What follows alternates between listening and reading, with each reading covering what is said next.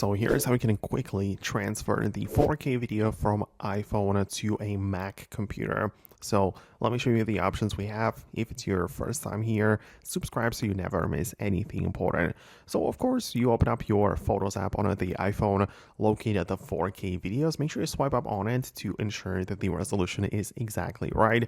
And to transfer it to Mac, the best way and easiest one would be to click on Share and tap on AirDrop. And it doesn't matter if you're transferring to your own Mac computer or even to someone else's. AirDrop is the perfect feature because you are working within the Apple ecosystem. So just make sure that you find your computer right there. Just make sure that the receiving is turned on your laptop or iMac or whichever Mac you are using, and that way you'll be able to quickly just tap on it and quickly transfer that 4K footage. It will likely appear in the downloads folder, and you'll be able to work with it from now on the laptop, right? So that would be the easiest way to do it.